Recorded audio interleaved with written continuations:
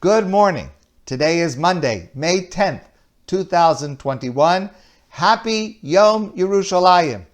Today, the 28th of Iyar, is the celebration of the reunification of Jerusalem.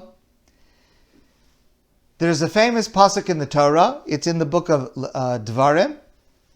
The Torah says, if there should be a difficult question that you have, and you need to confer with the highest authorities in the land, v'kamta ve'alisa el hamakom, you should rise up and go to the place that Hashem will show you, meaning to Yerushalayim. Commenting on that phrase, that a trip to Yerushalayim from anywhere else is an elevation, you are rising, you are going up. The Talmud says that the land of Israel is higher than any other place in the world, and that Jerusalem, Yerushalayim, is the highest place in the land of Israel. So Yerushalayim is the highest place in the world. It's a little bit hard to understand, because first of all, in Israel itself, Jerusalem is not the highest place. Har Meron is the highest mountain, far to the north. And second of all, Israel is also not the highest place. You have Mount Everest, you have the Himalayas, you have all kinds of mountains that are higher than Israel. How is it possible to say that Yerushalayim is the highest spot in the world? So there are a number of answers to this question. One of them is given by the Chassam Sofer. The Chassam Sofer says, the world is round. It's in the shape of a sphere. It's a ball, a circle. There is no higher or lower. It all depends where you hold it. If you hold the sphere so that Yerushalayim is on top, then Yerushalayim is the highest. If you would hold it upside down, then Yerushalayim would be on the bottom. What the pasuk is teaching us, and what the Talmud is telling us, is that the way that we should look at the world is as if Yerushalayim is on top. That is, our perspective of the world should be a perspective where Yerushalayim is on the top. And that is our mission today. Today on Yom Yerushalayim, our mission is that our view of the world should have the sphere of the earth with Yerushalayim at the top. The perspective that Jerusalem is higher and more central to all of us. For me personally, one of the things that is most special about Yerushalayim, and of course that I miss the most not having been there since before the beginning of COVID, but I certainly hope to get back as soon as possible. One of the most special parts of Yerushalayim is the proximity of the transcendent holiness and everyday mundane life. It's just so fascinating to me to see it actually in real life. Rav Kook, the first Ashkenazi chief rabbi, explained that there are two terms that are actually synonyms. One is Zion, Zion. The other is Yerushalayim, Jerusalem. And he explained the difference between them. Zion refers to the secular national arrangement of the state of Israel.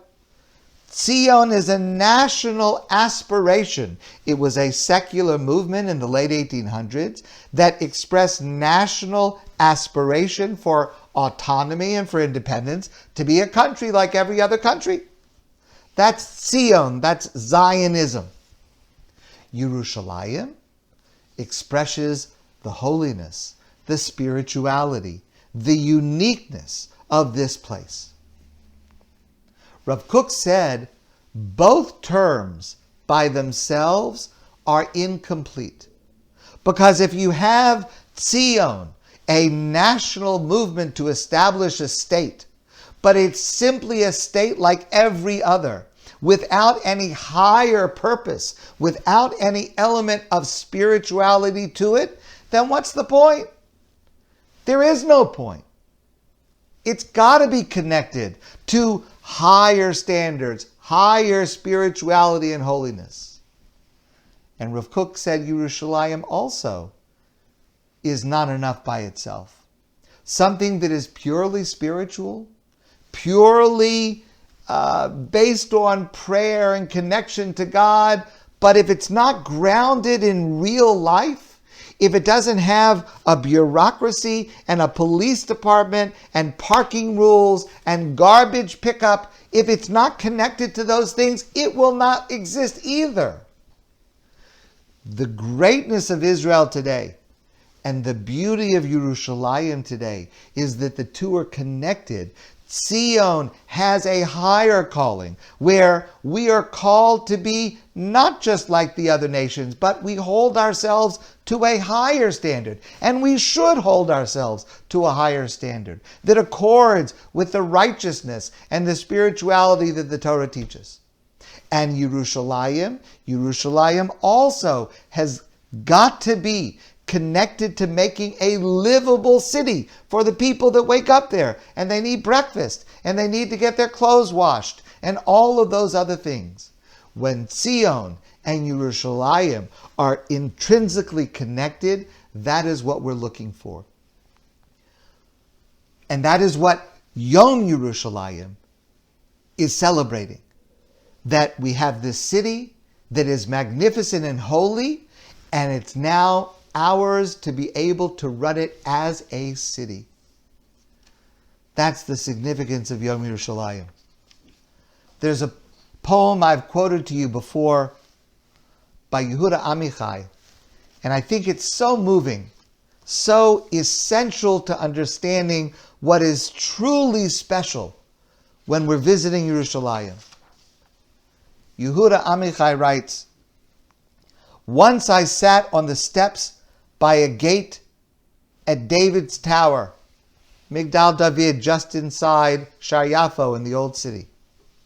I placed my 2 heavy baskets at my side. A group of tourists was standing around their guide, and I became their target marker. 'You see that man with the baskets?' the guide said. 'Well, just to the right of his head, there's an arch from the Roman period, just to the right of his head.' But I said to myself," Amichai says, sitting there, being the marker, "but I'm moving. And I said to myself, redemption will only come when the guide says to his tourists, 'You see that arch from the Roman period? It's not so important. But next to it, just to the left and down a bit, there's a man who bought fruit and vegetables for his family, and he's taking them home for dinner with his family. That's important.'" One last story. In a very different style. As I've shared with you so many times before, I love the writing of Sarah Tuttle Singer. And she has an irreverent, profane, but majestic style of writing. I just love it. So she tells the following story. If it upsets anybody, I apologize in advance. But I do feel personally that it expresses in a very different way really the essence of what Jerusalem is today. She tells the story of a friend of hers who lives in the old city of Jerusalem. The holiest place in the world, the place of the Kotel, the place where the Beit HaMikdash stood and hopefully will stand soon, the place where pilgrims from all over the world, Jews from all over the world come to see the holiest sights. And she lives there. So she tells the story. She was once in the bathroom, and she heard a tour group below her window. And they were on the way to the kotel, walking by the narrow path of her home, right outside the window, and she was in the bathroom.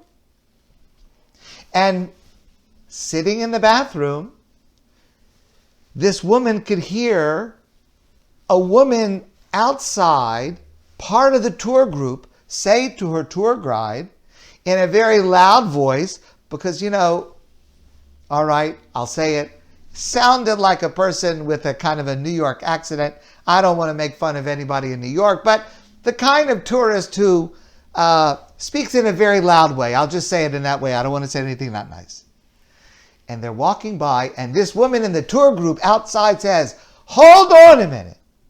You mean to tell me there are people that actually live here?" So the woman who is telling the story calls down out her window while she is sitting on the toilet. And she said through her window, "Yes, and we are privileged to live in God's backyard." And she flushed the toilet. And she thought she almost gave that woman a heart attack.